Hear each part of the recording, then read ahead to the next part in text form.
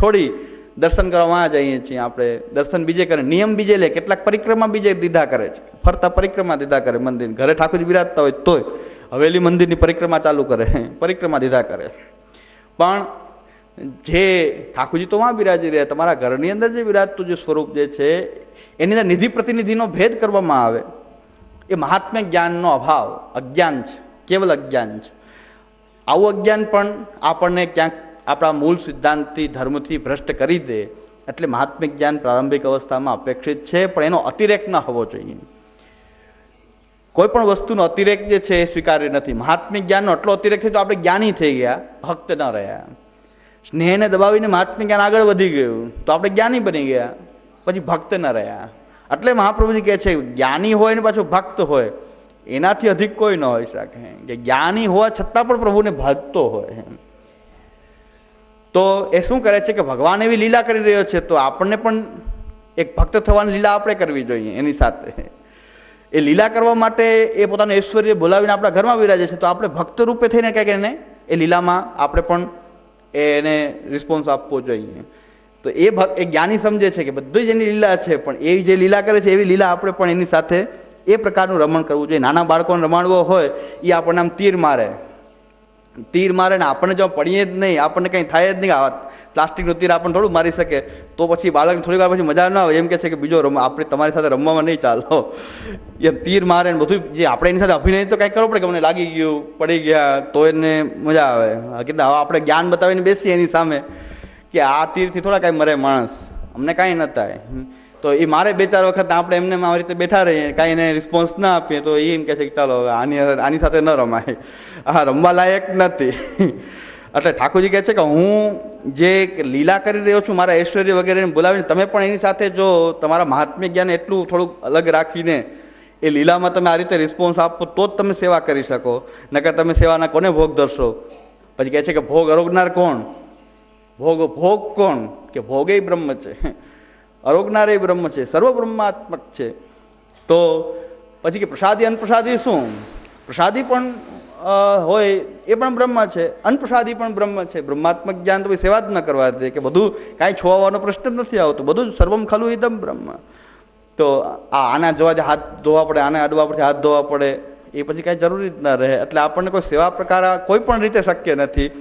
પણ એ જ્ઞાન હોય અને આપણે એમ થાય કે પ્રભુ આવો એ સમર્થ જો એક બાળકની જેમ બિરાજી જતો હોય, પોતાના ઐશ્વર્યને ભૂલીને બિરાજી જતો હોય, તો આપણે પણ એની સાથે એ જ પ્રકારથી એને ડોકરી એટલું જ કર્યું કે ભગવાન બાળક બનવાનો કરતા હતા તો એને પણ ડોકરીએ એને માતા બનવાનો અભિનય એ કર્યો હોત ચાલુ રાખવો જોઈએ. અભિનય એટલે કે લીલામાં એને રિસ્પોન્સ એક માતાની જેમ, પ્રભુ એને બાળકની જેમ એને સ્નેહ કરી રહ્યા છે, તો ડોકરી પણ એમ એને એ ઠાકોરજીને જે રીતે સ્નેહ કરી શકે એમ સ્નેહ કરતી હતો. અને પણ ડોકરીએ તો તરત જ આવલા જેવું થાય કે રમવા માટે તીર મારે ને આપણને અસર થાય તો બાળકને વધારે મજા આવે રમવાની, તો પાછી બીજી વાર તીર મારે ને આપણે પાછા આમ પડી જઈએ. તો રમવું હોય તો એવી રીતે જ રમી શકાય. આપણે અહીંયા જ્ઞાની થઈ કે 50 વર્ષનો વ્યક્તિ, જો 50 વર્ષનો વ્યક્તિ બાળક થઈને રમે તો જ રમી શકે બાળક સાથે, નહીં એની સાથે રમવાની એને મજા નહીં આવે. એટલે ઠાકોરજી કે હવે આની રમવાની મજા આવતી નથી. ઠાકોરજી કે ચાલો મંદિર બિરાઈ જાય. ડોકરીને એમ થયું કે હવે આની મજા નહીં, રમવાની મજા શું આવે આની સાથે. આ ડોકરીને તો અસર જ નથી થતી કે આકાશુન માર્યો ને બકાસુન મારે, તમે શું આવો ખોટી વાત કરો છો અત્યારે, હવે ખાલી બિલાડીથી ડરી જાઓ છો. તો મહાત્મ્ય જ્ઞાન જે સ્નેહને દબાવી દે, સ્નેહ ન કરવા દે, એવું મહાત્મ્ય જ્ઞાન બાધક છે. પણ મહાત્મ્ય જ્ઞાનથી સ્નેહ વધે છે. એવું મહાત્મ્ય જ્ઞાન જે આપણને મહાત્મ્ય જ્ઞાન શ્રી ગુસાઈજી કરાવી રહ્યા છે, શ્રી મહાપ્રભુજી ગ્રંથો દ્વારા કરાવે છે, આ સુબોધનીજીનું વાંચન કરીએ છીએ, અણુભાષ્યનું વાંચન કરીએ છીએ, તો એ આપણને એ શ્રી મહાપ્રભુજી તો અપેક્ષિત માને છે. એના વગર તો એ સ્નેહની ઉત્પત્તિ પણ નહીં થાય. અને જેને આપણે સ્નેહ કરી રહ્યા છીએ એને આપણે જાણવો જોઈએ. જેને આપણે સ્નેહ કરી રહ્યા છીએ એને બરાબર જાણવો જોઈએ, એની લીલાને, એના ગુણને, એના સામર્થ્યને. તો ખબર પડે કે આ ઠાકોરજી ખાલી ચિત્રજી નથી. ઘણા એમ કે છાપેલા ચિત્રજી ને આ ચિત્રજી, એમાં ઘણા શંકા ઉત્પન્ન થઈ જાય કે મારા ચિત્રજી તો છાપેલા છે ને વૈષ્ણવ એમ કીધું છાપેલા ન ચાલે. 50 વર્ષથી સેવા કરીએ છીએ પછી ખબર પડે કે છાપેલા છે. હોય શરૂઆતમાં પુષ્ટ કરતી વખતે વિચાર કરી ત્યારે બરાબર, 50 વર્ષ સેવા કર્યા પછી તમે એમ કહો કે આ ચિત્રજી બરાબર નથી, તો મહાત્મ્ય જ્ઞાન તરત જ ભયભીત થઈ જાય કે આપણી સેવા નકામી ગઈ. તો ત્યારે મહાત્મ્ય જ્ઞાન કામ આવે કે ભાઈ બ્રહ્મ જે છે એ એક થાંભલાની અંદર જો નરસિંહ સ્વરૂપે પ્રકટ થઈ જાય તો પછી આ પ્રભુનું જે સ્વરૂપ જે છે એમાં શા માટે સ્વરૂપ પ્રકટ ન થઈ શકે? કયો જગ્યા એવી છે કે જ્યાં બ્રહ્મ નથી? તો તદરૂપમ તત્ર સ્થિતમ, એનું રૂપ ત્યાં તત્ર સ્થિત જ છે. તો નાની નાની બાબતમાં શંકા કુશંકા ઉત્પન્ન થઈ જાય અને એ ઠાકોરજીને પોતે જે સ્નેહ કરવો જોઈએ ના કરી શકે. તો બ્રહ્મ જ્ઞાન કે મહાત્મ્ય જ્ઞાન હોય તો કાંઈ થાય કે ભાઈ બ્રહ્મ છે સર્વરૂપે પ્રકટ થઈ શકે, આ રૂપે પ્રકટ થયો છે, હવે મારે એમાં કોઈ ભેદ કરવો જોઈએ નહીં કે આ છાપેલું ચિત્રજી છે કે ઓલું ચિત્રજી છે. ઘણા એને પાછું ચિત્રજી હોય તો પાછા એમ થાય કે એમાં કાચ છે એ ન ચાલે, ઠાકોરજી અરોગતા જ નથી, કાચનું વ્યવધાન છે. કાચનું તોય શંકા ઉત્પન્ન થાય કે કાચનું વ્યવધાન છે. જો કાચ માનતા હોય તો કાચ રૂપ છે, પણ એને કાચને જો એને આપણે જો બધું જ સ્વરૂપાત્મક બ્રહ્માત્મક માનીએ કે આ સાક્ષાત સ્વરૂપ જ છે આ, તો એ કાચ નથી, પછી એ ભગવત સ્વરૂપ જ છે એવી ભાવના કે કાચમાંથી બ્રહ્મ શું કામ ન પ્રકટ થઈ શકે? નાની બાબતમાં કાચ હોય તો ઠાકોરજીને ન ચાલે, તો કાચ હટાવી દેવો છે. ઘણા કે ભોગ વખતે હટાવી દેવો જોઈએ. ઘણા આવું કે આ બધી મહાત્મ્ય જ્ઞાન વગરની સેવા, તો એ ભોગ વખતે કાચ ખેંચી લે. પછી મેં કીધું ભોગ વખતે કાચ ખેંચી લ્યો અને પાછો પેક કરી દો, પછી ગુંગળામણ ન થાય? તો પછી એને પાછો પેક કરી દેવો. પછી જલ અરોગવું હોય તો ક્યાંથી અરોગે? પાછું તમે તેને પૂરી દીધા કાચમાં પાછા, તો ભોગ વખતે જ ખોયલા ખાલી. પછી ઝારીજી બાજુ થઈ રહ્યા હોય ને અરોગવું હોય તો કાચમાંથી કેમ બહાર નીકળે? ઠાકોરજી પછી એમ કહો તમે કાચ માનતા હોય એમ કે હવે મને આમાં ગુંગળામણ થાય, આમાં જલમાં આમ જલ કેમ લઉં? હું ન લઉં. તમે એને કાચમાં નો, એટલે કાચ નથી પણ બધું જ સ્વરૂપાત્મક, એ સ્વરૂપ જ છે સાક્ષાત. સાક્ષાત કૃષ્ણ જ પ્રકટ થયો છે. ગુસાઈજી તો એમાં આજ્ઞા કહે સ્વરૂપ બુદ્ધિ પણ નહીં. કૃષ્ણ અને કૃષ્ણનું સ્વરૂપ એમાં પણ કંઈક ભિન્નતા લાગે છે. શ્રી ગુસાઈજી કહે છે સાક્ષાત કૃષ્ણ જ સ્વરૂપ, એટલે કૃષ્ણ અલગ ને કૃષ્ણનું કંઈક સ્વરૂપ બીજું. ગુસાઈજી કહે સ્વરૂપ બુદ્ધિ પણ નહીં. શ્રી ગુસાઈજી આજ્ઞા કરે છે કે કૃષ્ણ જ પ્રકટ થયો છે, ભક્તોના ઉદ્ધારાર્થ પ્રકટ થયો છે, ઉદ્ધાર કરવા માટે આ રૂપ થઈ ગયો છે.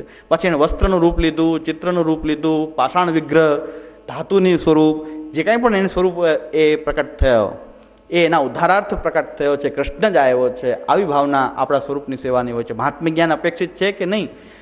જો અહીંયા મહાત્મ્ય જ્ઞાન ન હોય તો આવા ભ્રમિત થતા રહીએ આપણે. કેટલું ભ્રમણા ઉત્પન્ન થઈ જાય કે ભલે કોઈ આમ કરતા હોય કે ચિત્ર આ શું કરો છો કે ભાઈ અમને તો પેલા ભગવદી એમ કહી ગયા, ભગવદી એમ કહી ગયા કાચ એ આમ ખોલી લેવો જોઈએ. કોઈક ભગવદી પાછા આવા કહી જાય. હમણાં તો વેરાવળમાં તો મને એક જણાએ કીધું કે અમારે ત્યાં બાપા એવા આવતા એ કે એક તેલની શીશી આપતા અને બધાને માથામાં ઘસી દેતા કે ઘસી લેવાની, તો તેલ ઘસો એટલે સાનુભાવ થાય.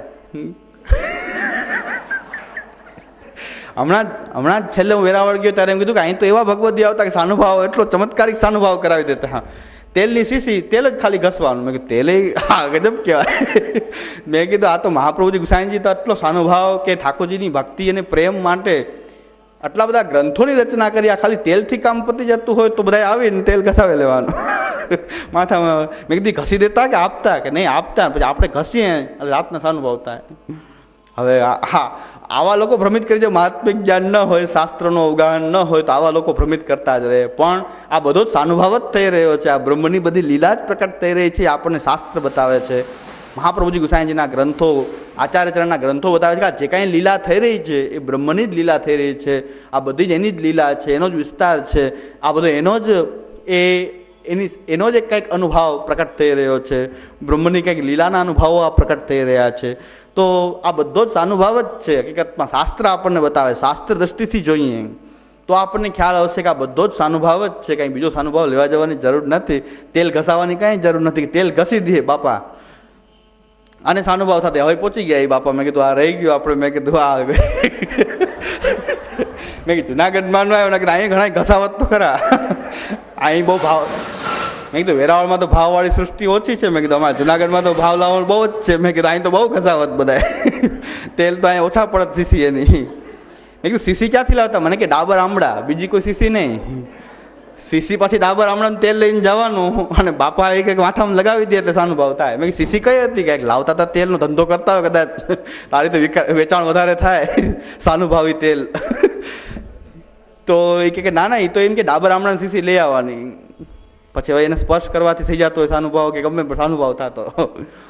આવો સાનુભાવ કે આ જો શાસ્ત્ર જ્ઞાની ન હોય તો આવો ભાવલાવેડું પ્રકટ થઈ જાય અને આપણે એમાં આવી જાય કે આપણને જો તેલ ઘસવાથી થઈ જતો હોય સાનુભાવ, લીલા પ્રવેશ થઈ જતો હોય તો તેલ ઘસાવવું વધારે સારું ને શાસ્ત્રનું અધ્યયન કરવું એના કરતાં. તો મહાત્મ્ય જ્ઞાન અપેક્ષિત છે. સ્નેહને માટે મહાત્મ્ય જ્ઞાન અપેક્ષિત છે. પ્રારંભિક દશામાં સ્નેહને પ્રકટ કરે છે, સ્નેહને પોષિત કરે છે, સ્નેહને વધારે છે. પણ સ્નેહને જો એ ડામી દેતો હોય, આપણે નક્કી કરવાનું કે આપણું મહાત્મ્ય જ્ઞાન હવે આપણા ઠાકોરજી પ્રત્યેના સ્નેહને જો દબાવી રહ્યું છે, કે એને સેવા કરવાથી દૂર કરી રહ્યું છે. આજે કલકત્તાની અંદર એક વૈષ્ણવ માનસી પંથ ચલાવે છે, બધાના ઠાકોરજીઓ પધરાવી દીધા.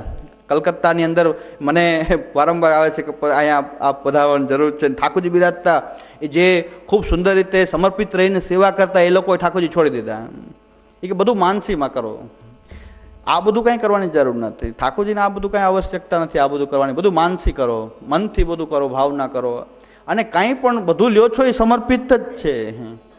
જે કાંઈ પણ તમે લ્યો છો એ બધું સમર્પિત છે. લસણ, ડુંગળી બધું જ ખવાય. એવો ભાઈ અહીંયા એ સત્સંગ ચલાવે છે અને મોટા ભગવતી કહેવાય છે. કીર્તન ક્લાસ ચલાવે, કીર્તન શીખવાડે, બધું શીખવાડે. એ આ રીતે સિદ્ધાંત પર એ બધું એ શીખવાડે બધાને. પણ સિદ્ધાંત આવા એના મનગઢત સિદ્ધાંતો છે કે માનસી સા પરામતા મહાપ્રભુજીએ કીધું છે. અને માનસી કરવી બધાએ જોઈએ. અને માનસીમાં જ બધું કરો, કાંઈ ભોગ ધરવાની કાંઈ જરૂર હોતી નથી ઠાકોરજીને. મહાપ્રભુજીએ માનસી સા પરામતા કીધું છે. તો મને વારંવાર ફોન આવે છે વૈષ્ણવને કે ભાઈ આવું અહીં ચાલે છે, શું કરવું આમાં, કેવી રીતે આનું. તો મેં કીધું આ તો દૂર પડી જાય બહુ, અમને દૂર પડે છે. પણ મેં કીધું બધે આપણે ક્યાં જઈને બધી ગાળું ખાવાનો ધંધો કરવો, એનું મંડળ મોટું, બધે જ જઈને આ ધંધો કરવો. પણ મેં કીધું અહીંયા પધારવાનું થાય 100% આવશું ને આપણે એ પ્રવચન એ કરશું, બધી વાત બરાબર છે. પણ દૂર પડી જાય છે આમ કે અમે કોઈ લાઈનમાં આવતું નથી ક્યાંયથી. પણ કે બહુ આવું ચાલે છે અહીંયા કે બધાને ઠાકોરજી પધરાવી દે છે, ઠાકોરજીને છોડી દે છે. કેટલાક લોકો ઠાકોરજીને પાછા એ શોકેસમાં રાખી દીધા, કેટલા એમને એમ રાખી દીધા કે ઠાકોરજી એમને બિરાજીને દર્શન કરો. સેવા કરવાની કાંઈ જરૂર નથી. એ તો બધું સાધન છે, ફલ તો માનસી છે. આ બધું કર્યા કરશો તો સાધનમાં જ રહેશો, ફલમાં ક્યારે પહોંચશો? આવું બધું સમજાવે છે કે આ બધું સાધનમાં ક્યાં સુધી તમારે રહેવું છે.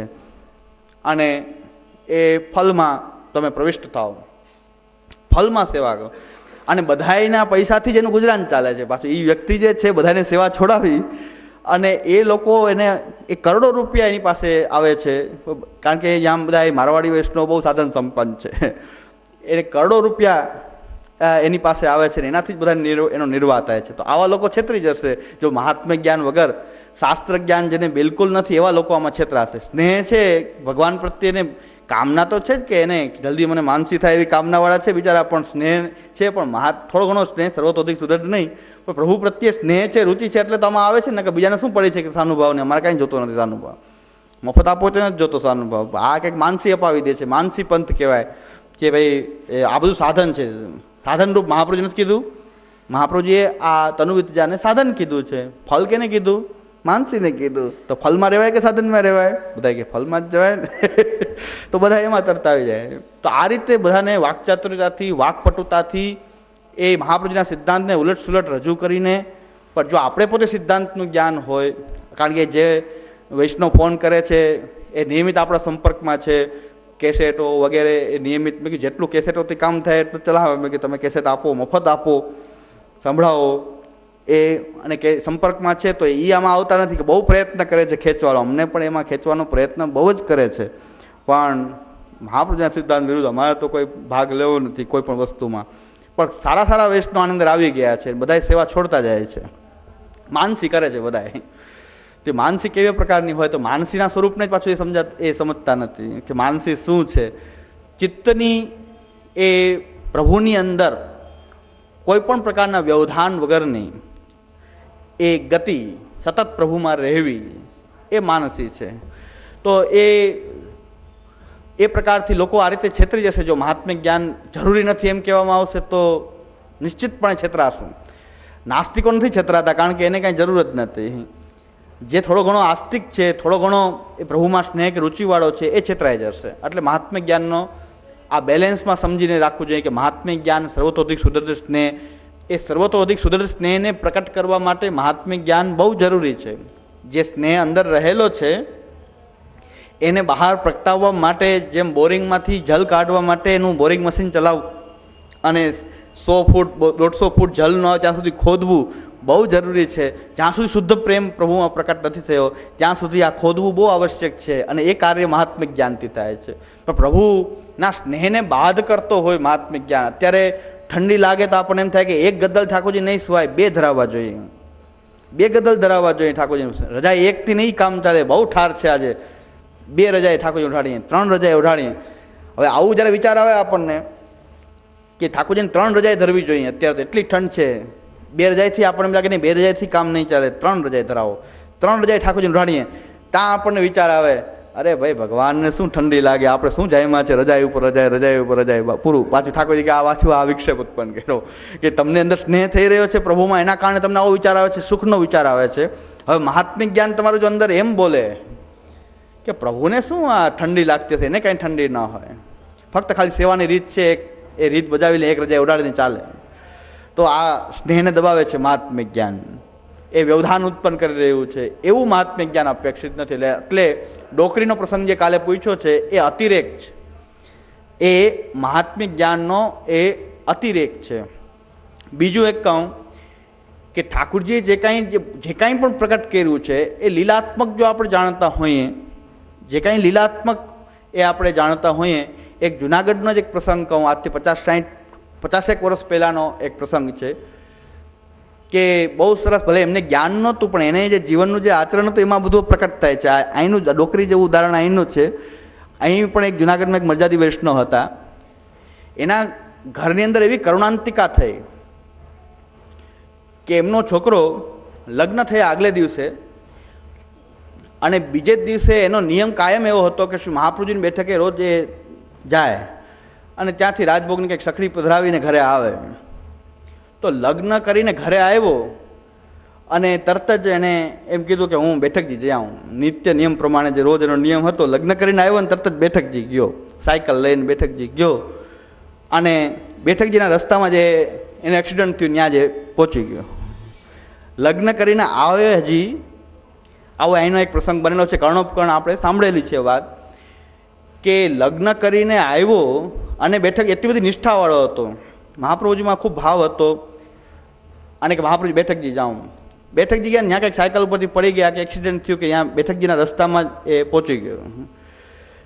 ઘરે લઈ આવ્યા, હજી લગ્ન કરીને આવ્યો હતો અને સીધો એની એ લાશ જ ઘરે આવી અને ખૂબ કલ્પાંત. તો પછી આવું પ્રસંગ બન્યો હોય ત્યારે અત્યંત આક્રંદવાળું વાતાવરણ હોય. તો એમના મા જે હતા એ બહુ સારા વૈષ્ણવ હતા, નિષ્ઠાવાળા વૈષ્ણવ હતા, એ પણ ખૂબ રોતા હતા, ખૂબ રોતા હતા. પછી બધા બીજા વૈષ્ણવ આવ્યા, જે એમના સત્સંગી બધા વૈષ્ણવ હોય, કે આપણે આ રીતે રોવું ઠીક નથી. વૈષ્ણવ થઈને આપણે તો બધું સહન કરી, મહાપ્રભુનો સિદ્ધાંત કીધું સહન, વૈષ્ણવ થઈને આપણે આવું કલ્પાંત કરતા હોય પ્રવાહી લોકોને, જેમ ઠીક નહીં. એમણે મહાત્મિક જ્ઞાન જે છે એ બેનને કીધું, ત્યારે બેને બહુ સરસ જવાબ આપ્યો હતો. એણે અલગ રીતે જવાબ આપ્યો હતો, પણ આખો આનો એ કે આ લોકની અંદર જો આ જુવાન છોકરો મૃત્યુ પામ્યો હોય ને, એ આ રીતે લગ્ન કરીને આવ્યો ને તરત જ મૃત્યુ પામ્યો આ રીતે એક્સિડન્ટમાં, તો જો જુવાન છોકરો આ રીતે આવે ને જો માતા ન રડે તો લોકની અંદર શું થાય, લોકની અંદર શું થાય. એટલે એ મને પણ જાણું છું કે શ્રી મહાપ્રભુના ચરણારવિંદમાં જ છે, એની ગતિ બીજે ક્યાંય છે જ નહીં, એટલો વિશ્વાસ છે. કોઈ જાતનું રડવું નથી, પણ આ બીજા લોકો જે આવે છે રડવું તો જોઈએ. તો શું કીધું કે આ લીલામાં રિસ્પોન્સ તો આપવો છે. પ્રભુએ લીલા કરી છે, કરુણાંતિકા બતાવી છે, તો વૃક્ષ થઈને ન બેસાય સામ કે બધું ભગવાનની લીલા છે, એ તો ચાલ્યા કરે, ભગવાન એ એનો જીવ તો લઈ લીધો, પણ એ સમયે એને રડવું જોઈએ. એને જવાબ પણ હવે મને બધી ખબર છે, તમે સાંત્વના આપો છો, પણ હું બધું જાણું જ છું, જરાય મને શંકા નથી. શ્રી મહાપ્રભુજીના ચરણારવિંદમાં જ છે, એની કોઈ અન્યથા ગતિ ન થઈ શકે. પણ આ લોકની અંદર જુવાન છોકરો આ રીતે મરે ને માં રડે નહીં તો કાંઈ ગડબડ હોય, લોકોને કંઈક એમ થાય કે આ કેવી માતા છે, ક્રૂર છે, કેવી છે. તો એને કીધું કે આ પ્રભુને આવી લીલા પ્રભુએ કરી છે, તો મારે એ લીલામાં આ રીતે સહયોગ આપવો જ જોઈએ. પ્રભુએ મને આવું દ્રશ્ય બતાવ્યું, જેમ ઓલા ભાઈને ખબર કે આ ઓલો કાંઈ મારી નથી દેવાનો, કે કોઈક મરી જાય પિક્ચરની અંદર તો કંઈ મરી નથી જતું, બધું આપણે જાણતા હોય. પણ ઘણા લોકો રડતા હોય છે પિક્ચરોમાં, ઘણા લોકો રડતા હોય છે. સિરિયલ પિક્ચર જાઓ તો સિરિયલમાં કોઈક મરી ગયું તો પાછું એને જીવિત કરવો પડ્યો. એટલું બધું લોકોનું ફોન ને ઓલા ડાયરેક્ટર ઉપર આવવા માંડે કે આને જીવિત મરી જાય, બધા એને સહન નથી થતું. સિરિયલમાં મરી ગયો તો એક કોક એનો નાયક, તો એમાંય લોકોને ઘણા અફસોસ થઈ ગયો કેટલો બધો, કે હકીકતમાં કંઈ થોડો મરી ગયો તો સિરિયલની અંદર મરી ગયો તો પાછો જીવિત કરવો પડ્યો કોઈ પ્રસંગ ઊભો કરીને. તો એવો રિસ્પોન્સ, એવા લીલામાં એટલા બધા ઇન્વોલ્વ થઈ ગયા. તો આ જે બેન હતા, જે માજી, એણે એમ કીધું કે હું બધું જ જાણું છું, એની કોઈ અન્યથા ગતિ ન થઈ શકે, પણ પ્રભુએ એવી લીલા કરી છે તો આ લીલામાં રડવું પણ જરૂરી છે, રડવું પણ એક લીલા છે અત્યારે. તો એને કીધું કે આમાં કાંઈ આ લીલાત્મક રડવું કહેવાય આને. આ અંદરથી જ બીજા કલ્પાંત કરે ને પછાડ ખાતા હોય એવું રડવું નહીં, પણ આ રડવું કંઈક લોકને દેખાવાનું રડવું એવું. આવા ભગવદીઓ જેણે શ્રી મહાપ્રભુજીમાં નિષ્ઠા રાખીને જીવન જીવવું, એની અંદર આવું ધૈર્ય આપોઆપ હતું, છતાં રેડા તો ખરા. રડવું તો જોઈએ, કારણ કે પ્રભુ એવી લીલા બતાવી તો વૃક્ષ તેને ના બેસાય. આવી લીલા બતાવે રિસ્પોન્સ આમ જ આપવો જોઈએ. આ લીલામાં આમ જ એ રિસ્પોન્સ આપવો જોઈએ. તો આવા ભગવદીય જીવન જેને જીવવું છે એને ભલે મહાત્મ્ય જ્ઞાન હોય કે ન હોય, એની પાસે શાસ્ત્ર જ્ઞાન હોય કે ન હોય, પણ મહાપ્રભુજીની કૃપાથી ભક્તિભાવ આવો દ્રઢ હતો. તો આ રીતે આપણને મહાત્મ્ય જ્ઞાન જે પ્રભુનું જે છે એ કંઈ સાવ આ રીતે રૂખા થઈ જવા માટે નથી, પણ આપણે લીલાત્મક રીતે જોઈએ તો એ બ્રહ્મ આપણને સર્જા શું કામ? ભગવાને આપણને પોતાનાથી અલગ શું કામ એનું વિચરણ કરાવ્યું? શું કામ આ લીલાર્થ કરાવ્યું છે? તો એ લીલામાં આપણે પૂરેપૂરા એ ઇન્વોલ્વ થવું જોઈએ. આ રીતે તો અમારે ત્યાં પણ એક માજી હતા, કોઈક વૈષ્ણવને ત્યાં આવું કંઈક બન્યું હોય તો આપણે બાળકો અમે સીધા અહીંયા ન જઈ શકીએ કે ન જઈએ, પણ અમારે અહીંયા આખી જિંદગીને પૂરી કરી એ માજી જે છે એને ખરખર કરવામાં મોકલતા, બહુ એક્સપર્ટ એમાં, અને બધી જગ્યાએ જઈને રડે. એ લીલાત્મક રડવું, એનું લીલાત્મક રડવું, કારણ કે એને તો કંઈ કાંઈ નહીં લેવા દેવાનો હોય. આપણે કે આ ભાઈ જાજો ખરખરો કરી આવજો, તો ત્યાં જાય, પછી ઘૂંઘટો તાણીને ત્યાંથી નીચેથી શરૂઆત કરે. એટલે એ વૈષ્ણવને આમ કંઈક બન્યું હોય તો એ અમારા સામે કંઈક પાડોશી બન્યું હોય તો એ જ જાય, એને આવડે, પણ થોડીક વાર પાછા કાંઈ ન હોય, પાછા એમને બહાર આવતા હોય, એ વાતો કરતાં કરતાં પાછા બહાર નીકળી જાય. તો આ બધું એક લીલાત્મક એનું છે કે આમાં એ પોતે એટલા બધા કાંઈ એને કાંઈ છે નહીં, છતાં અભિનય એનો એવો છે કે ખરેખર આવું દુઃખ થયું હશે કે ગમે એ હોય. એટલે એ માજી અમારી આખી જિંદગી અમારી ત્યાં જ પૂરી કરી છે. 35-40 વર્ષ અમારે ત્યાં જ રહ્યા, અમે બધા એના હાથમાં મોટા થયા. એને છેલ્લે એક હતું કે બધાની માલા પ્રાણી મનોરથ થાય, મારો કોણ કરશે? મારા પ્રાણ ત્યારે મારે પણ અજ્ઞાન હતું, મારું અજ્ઞાન એવું હતું કે હું નાનો હતો કે અજ્ઞાન હતું. ત્યારે મેં કીધું ભાઈ અમે કરશું માલા પેરામણી, તમારી કોઈ ના કરે તો અમે કરશું. તોય કે હવે શાંતિ છે, એ કોક માલા પેરામણી કરશે તો ખરું. મેં તમારે તો કોઈ નથી કરવાવાળું, તો મેં કીધું અમે માલા પેરામણી કરશું, અને હજી કરવી છે, બાકી જ છે. પણ મેં કીધું એવી માલા પેરામણી કરવી કે માલા પેરામણી સાવ નીકળી જ જાય. એટલે છેલ્લો એક મનોરથ હજી માલા પેરામણી કરવાનું બાકી છે, કે એ માલા પેરામણી મનોરથ હવે કરવો તો જોઈએ, કીધું છે એને વચન આપ્યું છે આપણે કે અમે કરશું તમારો માલા પેરા. તોય કે હવે મને શાંતિ, તો કોક બધાના વૈષ્ણવ થતા હોય, મારે તો કોઈ નથી, કોણ કરશે માલા પેરામણી? ત્યારે મેં એમ કીધું હતું ભાઈ અમે કરશું, અમે માલા પેરામણી તમારી અમે કરશું, પણ હજી સુધી વારો નથી આવ્યો. પણ હવે એક નક્કી કર્યું છે કે માલા પેરામણી આપણે કરશું, પણ એવી રીતે કે માલા પેરામણી આ કોઈ પ્રથા છે નહીં એ બતાવવા માટે, એવી કંઈક લીલાત્મક અભિનય માલા પેરામણીનો. એટલે એ પ્રશ્ન હતો. બીજો પ્રશ્ન એ થયો, વરસાદનું વરસવું એને એ ટાઈપનો જે અનુગ્રહ ભગવાનનો છે એને સામર્થ્યાનુપાતી કહેવું કે સ્વભાવાનુપાતી કહેવું? મેઘની જેમ કોઈ પણ પ્રકારના કારણ વિના વરસી રહ્યા છે એવો વરસાદનો જે એ સામર્થ્ય ભગવાનની કૃપારૂપ વરસાદ, એવી પ્રકારની જો કૃપા છે એને શું ગણવું? સામર્થ્યાનુપાતી ગણવી કે સ્વભાવાનુપાતી ગણવી? તો એ સામર્થ્યાનુપાતી છે. પણ જ્યારે કોક અધિકારી વિશેષ ઉપર જ્યારે ભગવાનનો આવો કોઈક નિરુપાધિક અનુગ્રહ થાય કે જેમાં પોતે પ્રકટ થઈ જાય, પોતે પ્રકટ થવા રૂપ જો જો અનુગ્રહ કરે તો એ સ્વભાવાનુપાતી અનુગ્રહ કહેવાય. પણ આ તો એક મેઘ વરસી રહ્યો છે, બધા ઉપર વરસી, અધિકારી વિશેષને ધ્યાનમાં રાખી નથી વરસી રહ્યો, બધા ઉપર વરસે છે. પછી પ્રવાહી હોય કે મર્યાદા હોય કે પુષ્ટિ હોય, બધા ઉપર કંઈક અનુગ્રહ થઈ રહ્યો છે ભગવાનનો. આ અનુગ્રહ ભગવાનનું સામર્થ્ય છે ભગવાનનું કે સમોહમ સર્વભૂતેષુ નમે દ્વેષ્યોસ્તિ ન પ્રિય, એ સામર્થ્ય છે. પણ એક ભક્ત માટે એ ભજંતી તું મામ ભક્ત્યા મય તે તેષુ ચાપ્યહમ, એ ભક્તમય હું છું ને એ ભક્ત મારામય છે, એ સ્વભાવાનુપાતી અનુગ્રહ છે ભગવાનનું. હવે સામર્થ્ય બધાને, આમાં કોઈ અધિકારી વિશેષનો ઉલ્લેખ નથી, સર્વ ઉપર ભગવાનનો કંઈક અનુગ્રહ થઈ રહ્યો છે. ભગવાનનો અનુગ્રહ બધા ઉપર થઈ રહ્યો છે. જેમ મુસલમાનો કહેતા હોય છે કે ભગવાન એ કૃપાળુ જ છે, બધા ઉપર કૃપા જ કરી રહ્યો છે, તો એ સામર્થ્ય કહી શકાય, સામર્થ્ય અનુપાતિ કહેવાય. હવે અનુપાત શબ્દનો અર્થ બહુ કાલે આપણે ચર્ચા કરી તો એક સ્પષ્ટ રૂપમાં અનુપાત, પાત એટલે પડવું, અનુ એટલે પાછળ, અનુ ઉપસર્ગ જ્યાં લાગે ત્યાં પાછળ, પાત એટલે પડવું, અનુપાત. અનુપાતનો અર્થ થાય છે, સાદો ને સીધો ગુજરાતી અર્થ કાંઈ સ્ફૂરતો નહોતો કાલે, અહીંથી ગયા પછી સ્ફૂરતો અનુસાર, જેને આપણે અનુસાર કહીએ છીએ. અનુ આપણે એ પણ અનુસાર, સામર્થ્ય અનુસાર અને સ્વભાવ અનુસાર, પોતાના સ્વભાવથી એટલે કે સ્વભાવને કારણે સ્વભાવ અનુસાર જે અનુગ્રહ થાય તો સ્વભાવ અનુપાતિ કહેવાય, અને આ સામર્થ્ય અનુપાતિ કહેવાય. તો અનુ એટલે જ્યાં અનુ ઉપસર્ગ લાગે આગળ એનો અર્થ થાય છે પાછળ, અનુસરણ, પાછળ જવું. અનુપાત એટલે એક પડે એટલે બીજો પડે, એ એક પડ્યા પછી બીજો પડે, અનુપાત, એને પણ અનુપાત કહેવાય. એટલે સ્વભાવની પાછળ જે અનુગ્રહ, સ્વભાવને કારણે થતો જે અનુગ્રહ છે સ્વાભાવિક કહેવાય એને. અને આ સામર્થ્યાનુપાતી જે છે, સામર્થ્ય અનુસાર ભગવાન અનુગ્રહ કરે છે, પોતાના સામર્થ્ય અનુસાર અનુગ્રહ કરે. ઐશ્વર્ય વીર્ય શક્તિ જ્ઞાન વૈરાગ્ય પ્રાકટ્યકારી. ત્રીજો પ્રશ્ન આની અંદર એ છે, પાછો ત્રીજો પ્રશ્ન આની અંદર એ છે કે પુષ્ટિ જીવ હોય તો એના ઉપર સામર્થ્યાનુપાતી અનુગ્રહ થઈ શકે કે ન થઈ શકે? ભગવાન કરી શકે, ભગવાન કરી શકે. પણ આ પ્રશ્ન શું કામ ચર્ચું છું કે જેણે પૂછ્યો એને જવાબ આપી દીધો, રસ્તામાં પૂછ્યું મને આ મેઘ વરસાદનું પૂછ્યું, મેં એને જવાબ આપી દીધો, પણ પાછી એની સ્પષ્ટતા થાય તો હજી આ વસ્તુ ક્લિયર થાય, બીજાને પણ એને ક્લિયર થઈ શકે. એને એને તો મેં જવાબ આપી દીધો, વાત પૂરી થઈ ગઈ, એની સાથે મારી વાત થઈ ગઈ, એને મેં મૌખિક જવાબ આપી દીધો. ફરીથી આનું રિપીટેશન એટલા માટે કરું છું, એનો વિસ્તાર કરું છું એટલા માટે કરું છું કે આ વસ્તુ પાછી ક્લિયર વધારે બધાને માટે પાછી ઉપકારી હોય, તો બધાને જ્ઞાન પાછું એ પ્રાપ્ત થાય.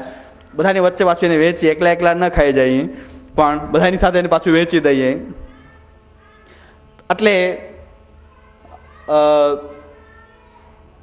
પુષ્ટિ જીવ હોય તો એના ઉપર પ્રભુનો આ મર્યાદા અનુગ્રહ થઈ શકે કે ન થઈ શકે? થઈ શકે. ભગવાનની ઈચ્છા હોય તો થઈ શકે, પણ પુષ્ટિ જીવ ઈચ્છતો નથી કે પુષ્ટિ ભક્તિનો એવો સ્વભાવ નથી.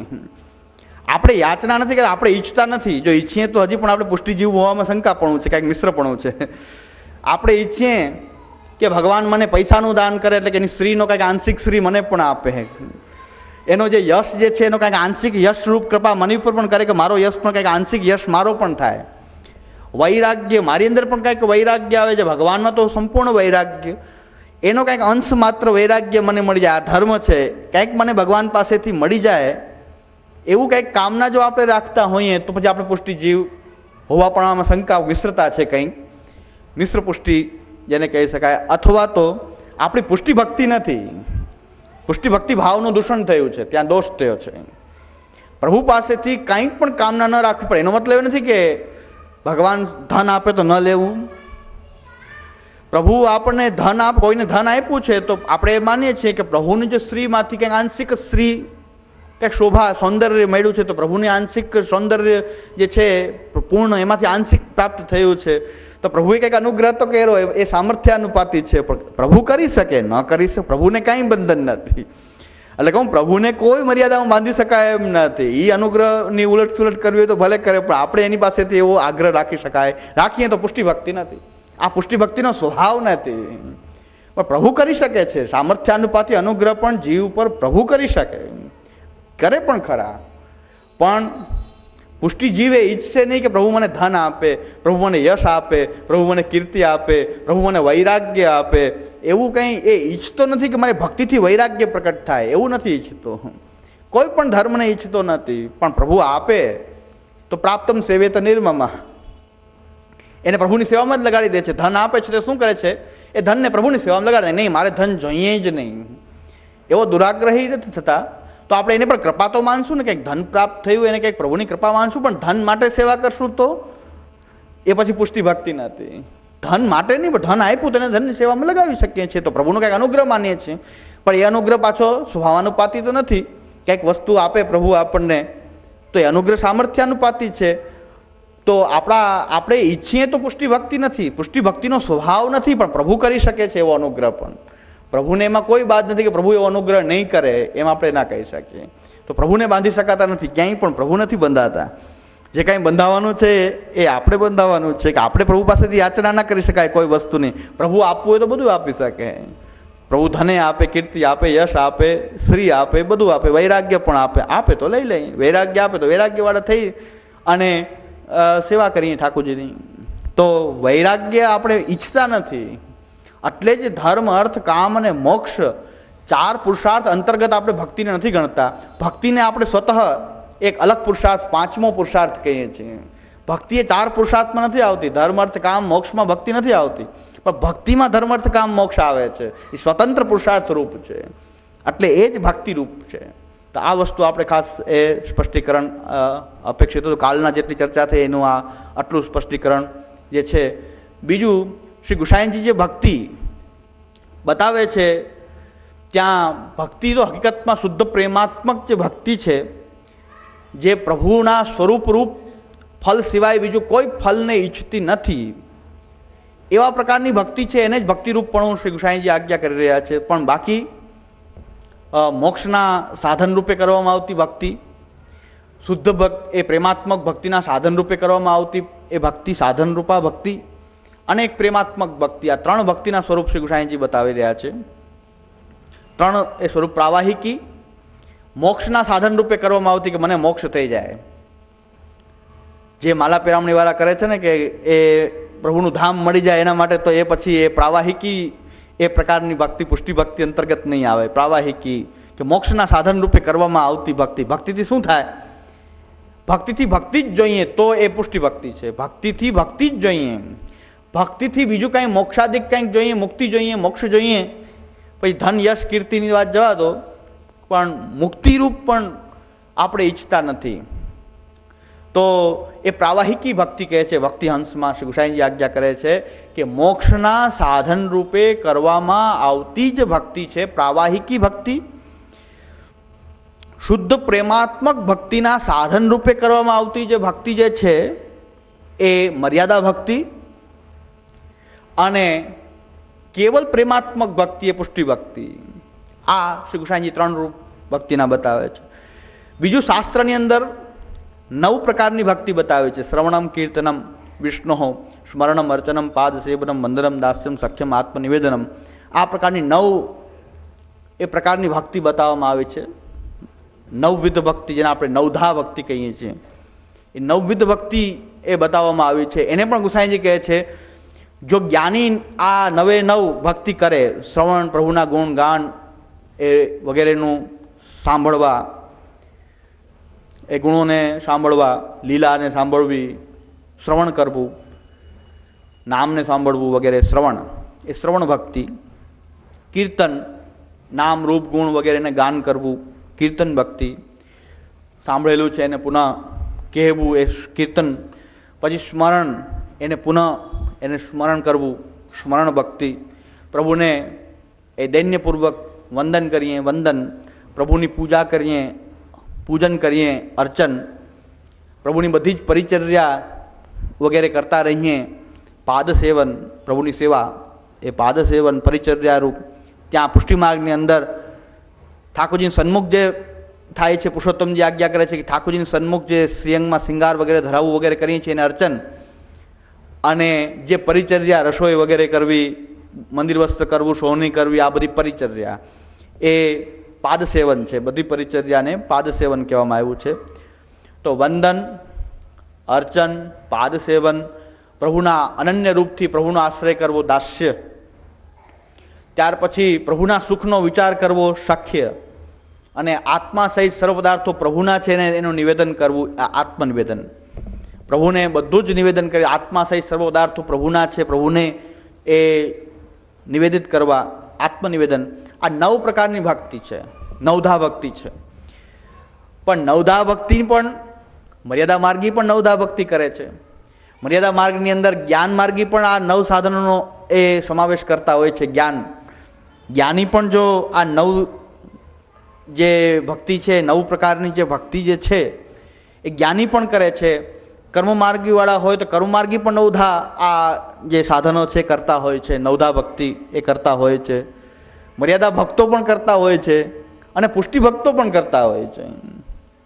તો સાધન તો એક ને એક છે, કોણ કરે છે એના આધારે તદરૂપપણું એને થઈ જાય છે. ભક્તિ હંસમાં શ્રી ગુસાઈજી આ સ્પષ્ટતા કરે છે.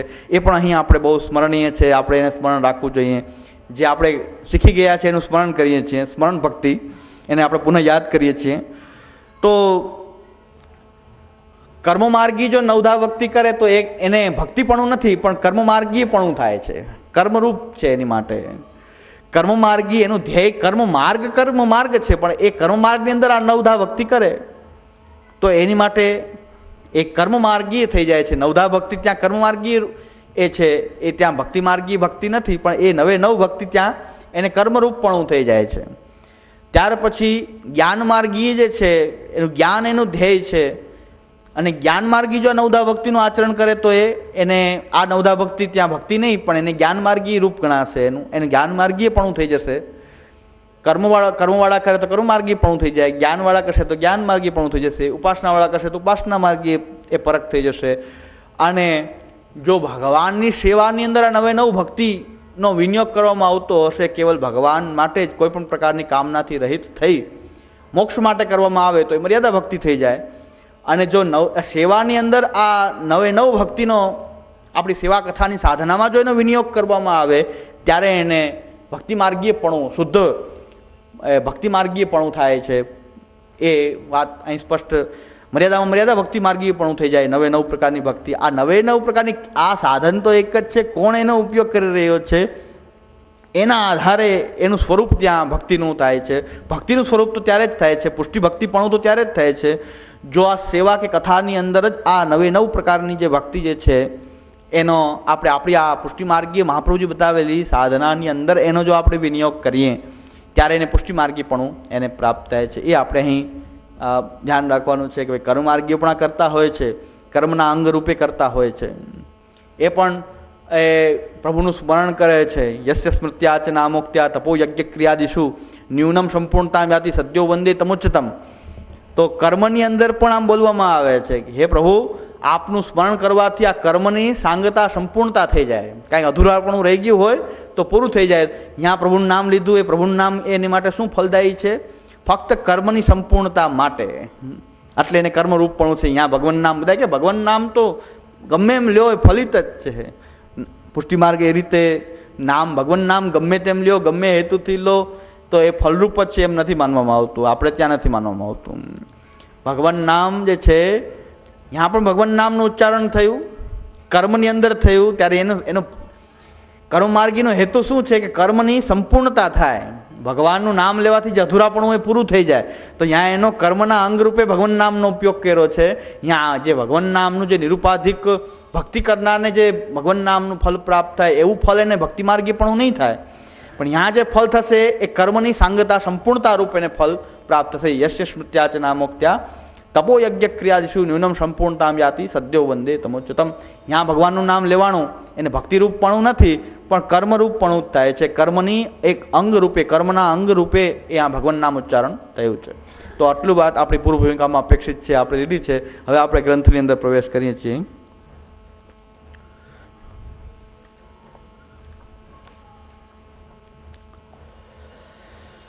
અનુગ્રહની સાથે ભગવદ ઈચ્છા સહકારી રૂપ ત્યાં છે.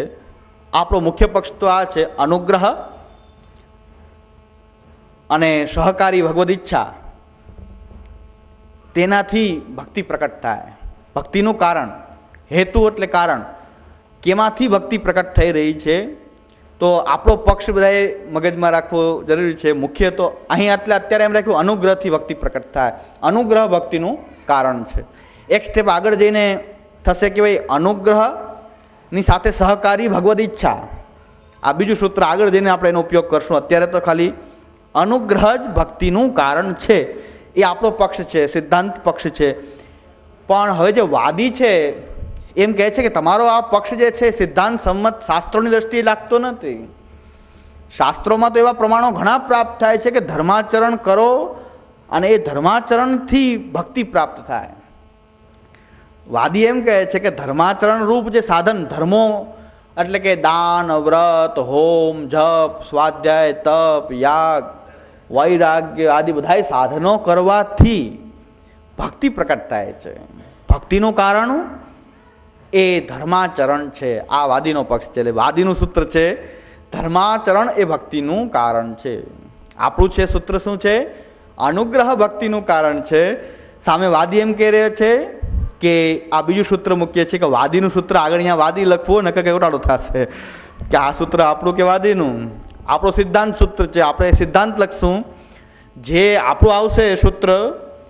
એટલે વારંવાર એક બે વખત બોલી દઉં છું કે આપણે અત્યારે સૂત્ર રાખીએ છીએ અનુગ્રહ ભક્તિનું કારણ છે. આપણો સિદ્ધાંત છે. શ્રી ગુસાઈજી જે રજૂ કરે છે આપણો સિદ્ધાંત રજૂ કરે છે એને સિદ્ધાંત એટલે અટપટું લાગશે તો અટપટું નહીં લાગે.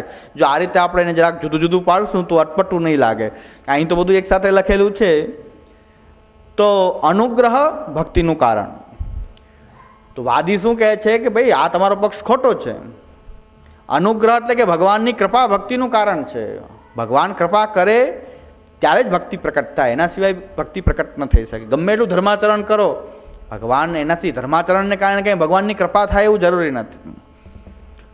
ધર્માચરણથી ભગવાનની કૃપા થાય એવું નથી. ધર્માચરણ કરે તો જ ભગવાનની કૃપા થાય એવું પણ નથી. તો વાદી અહીં મૂકે છે પોતાનો પક્ષ. ધર્માચરણથી ભક્તિ પ્રકટ થાય છે. એટલે ધર્માચરણ જે છે એ કારણ છે અને કાર્યરૂપ ભક્તિ છે. ત્યાં ધર્માચરણ કારણ છે. ધર્માચરણ એટલે વિવિધ પ્રકારના ધર્મો બતાવેલા છે શાસ્ત્રોમાં. એનું આચરણ કરો તો ભક્તિ પ્રકટ થાય. ભક્તિનું કારણ ધર્માચરણ છે. વાદી પણ પોતાના પક્ષની સાથે બીજું કંઈક જોડશે. એમ ગુસાઈજી પણ આગળ કંઈક સૂત્ર આપણે લેશું. છેલ્લે નિરાકરણમાં એક સૂત્ર આપણને મળી જશે કે આ બધું કરતા છેલ્લે આ નિષ્કર્ષ નીકળે છે.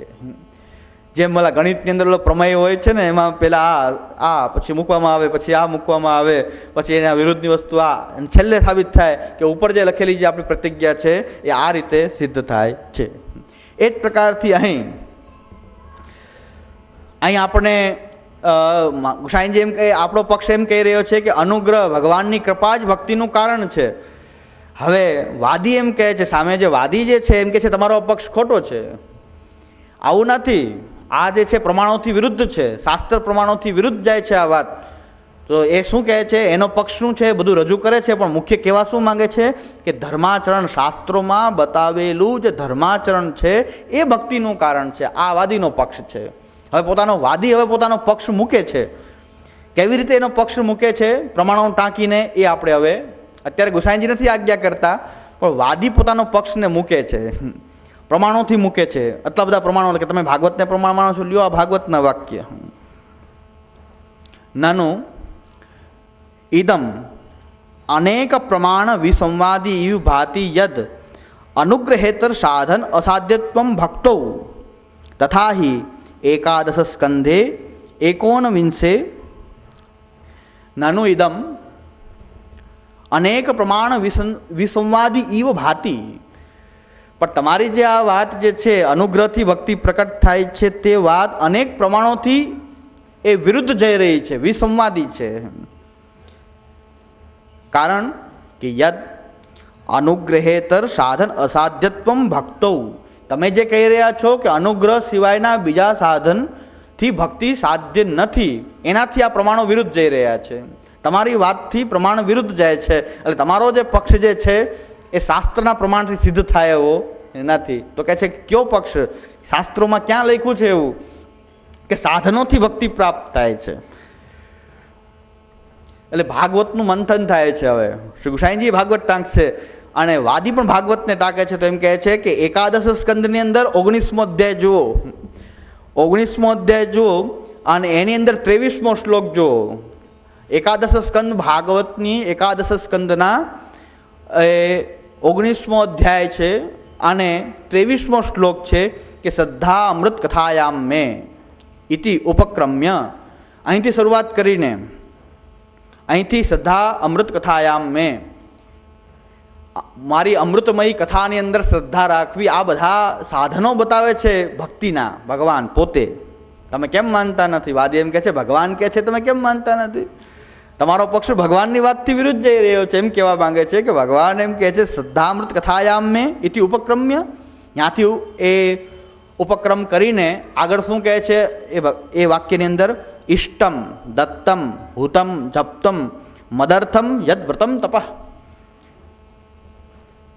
અને આગળ કહે છે એવમ ધર્મૈ મનુષ્યાણામ ઉદ્ધવ આત્મનિવેદનામ મયી સંજાયતે ભક્તિ કોન્યો અર્થસ્યાવશિષ્યતે. તો આ તો આપણે ના ન પડી શકીએ. આપણને એમ લાગે કે આનો આપણે આપણી સામે કોઈ મૂક્યું હોય તો આપણે વિચારમાં પડી જઈએ. જો ગુસાઈજીનો આ ગ્રંથ ન હોય તો વાત એમ કે જો આ ભાગવતમાં લખ્યું કે મારી અમૃતમય કથામાં શ્રદ્ધા રાખવી, પછી યજ્ઞ વગેરે ઇષ્ટમ, દત્તમ એટલે દાન, હુતમ એટલે હોમ, જપ્તમ એટલે જપ, મદર્થમ યદ વ્રતમ તપઃ, મારા અર્થે જે વ્રત અને તપ બધું મારા અર્થે આવા સાધનો કરો. અને આગળ કહે છે આવા પ્રકારના ધર્મોનું આચરણ કરવાથી એવમ ધર્મૈ મનુષ્યાણામ ઉદ્ધવ આત્મનિવેદનામ મયી સંજાયતે ભક્તિ. કીધું કે ન કીધું ભગવાને, મારી ભક્તિ પ્રકટ થાય છે ધર્માચરણ કરવાથી. તમે કહો છો ધર્માચરણથી ભક્તિ પ્રકટ ન થાય, તો ભગવાન કહી રહ્યા છે ચાલો શું કરવું છે. આ વાદી કે જેવા તેવા છે, ગુસાઈજી પોતે જ વાદી બન્યા છે. ગુસાઈજી કે ચાલો આમ ભગવાન કહે છે મયી સંજાયતે ભક્તિ, મારી ભક્તિ પ્રકટ થાય છે આવા સાધનો કરવાથી. એવમ ધર્મૈ મનુષ્યાણામ ઉદ્ધવ આત્મનિવેદનામ મયી સંજાયતે ભક્તિ કોન્યર્થસ્યાવશિષ્યતે. હવે કયો અર્થ બાકી, આવી ભક્તિ જેને પ્રાપ્ત થયા પછી એને કોઈ અર્થ બાકી રહેતો નથી. ભગવાન એમ કહે છે ભક્તિ પ્રકટ ક્યાંથી થઈ? અનુગ્રહથી થઈ કે સાધનોથી ભક્તિ પ્રકટ થઈ? ઇષ્ટમ દત્તમ હુતમ જપ્તમ આ બધું જે છે બતાવ્યું છે, સાધનો જ બતાવ્યા છે. અને કીધું છે એવમ ધર્મૈ મનુષ્યાણામ ઉદ્ધવ આત્મનિવેદનામ મયી સંજાયતે ભક્તિ કોન્યોર્થસ્યાવશિષ્યતે. મારી ભક્તિ પ્રકટ થાય છે એમ ભગવાન કહી રહ્યા છે. આ વાદીઓ નથી, નાસ્તિકવાદી નથી. વાદી પણ એમ કે છે હું ભાગવતમાંથી બતાવું છું, શાસ્ત્રમાંથી બતાવું છું. તમે ભાગવતને માનતા હો તો આ માનો છો કે નથી માનતા? તો આ વાદીનો પક્ષ થાય છે કે ધર્માચરણથી ભક્તિ પ્રકટ થાય છે. એના સપોર્ટમાં આ વાદી જે છે કાનૂની ભાષામાં, કોર્ટની ભાષામાં સાઇટેશન્સ કહેવાય છે. આપણે કંઈક પક્ષ મૂકીએ તો કોર્ટ તરત જ આપણને એ જજ એમ કહેશે તમારું સાઇટેશન શું છે, ચાલો ક્યાં કઈ કલમ ટાંકી રહ્યા છો, સિવિલ પ્રોસિજર કોડની, ક્રિમિનલ પ્રોસિજર કોડની કઈ કલમ ટાંકી રહ્યા છો તમે, કયો સુપ્રીમ કોર્ટનું ડિસિઝન, કયો હાઈકોર્ટનું ડિસિઝન, સાઇટેશન્સ, શો યોર સાઇટેશન્સ ફર્સ્ટ. તમે પહેલાં તમારા સાઇટેશન્સ બતાવો. તો અહીંયા આ જ પ્રથા છે. એમ કહે છે કે તમે ક્યાંથી લાવ્યા છો? કે ભાગવતમાંથી લાવ્યા છે. તો ભાગવતમાં અમારા સાઇટેશન્સ બધા આ છે. વાદી કહી રહ્યો છે. વાદી કહે છે કે આ ભાગવત તમે માનો છો, એ ભાગવતને જ અમે માનીએ છીએ, એ ભાગવતનું સાઇટેશન અમે આપીએ છીએ કે ભાગવતમાંથી અમે કોટ કરીએ છીએ આ રીતે. તો અહીં શું બતાવ્યું છે? મયી સંજાયતે ભક્તિ. અને કેનાથી? એવમ ધર્મૈ મનુષ્યાણામ, આવા પ્રકારના ધર્મોનું આચરણ કરવાથી ભક્તિ પ્રકટ થાય છે. તો વાદીનો પક્ષ ક્યાં આવ્યો? ધર્માચરણથી. આપણે સૂત્ર મૂકી દીધું છે આપણે, ધર્માચરણથી ભક્તિ. વાદી બધું સિદ્ધ કરશે તો આના માટે સિદ્ધ કરશે ધર્માચરણથી ભક્તિ. અનુગ્રહનું નામ ક્યાં આવ્યું આની અંદર? તમે અનુગ્રહની વાત કરો છો, એ શાસ્ત્ર પ્રમાણથી સિદ્ધ થાય એવી વાત નથી. તમારો મનગઢત પક્ષ છે આ. એટલે વાદી એમ કહે છે ઇત્યત્ર, આ અત્યારે ભગવત ધર્માણામ યાગદાનાદેશ ચ ભક્તિ હેતુત્વમ શ્રૂયતે. આ જે ભાગવતના જે વાક્યો જે છે એની અંદર ભગવત ધર્મોનું, કયા ભગવત ધર્મો? યાગ દાન આદિ જે છે એનું ભક્તિ હેતુત્વમ શ્રૂયતે. તત્ર એવ પૂજા પ્રકાર મુક્તવા. હજી આગળ તમે આટલા જ વાક્ય નથી મારી પાસે. વાદી એમ કે છે આટલા જ વાક્ય નથી, હજી વાક્ય છે. આટલી જ વાત નથી, પણ અલગ અલગ જગ્યાએથી બતાવીએ છીએ. તમે માનતા હો કે માનવું જ પડે, કેમ ન માનો? તો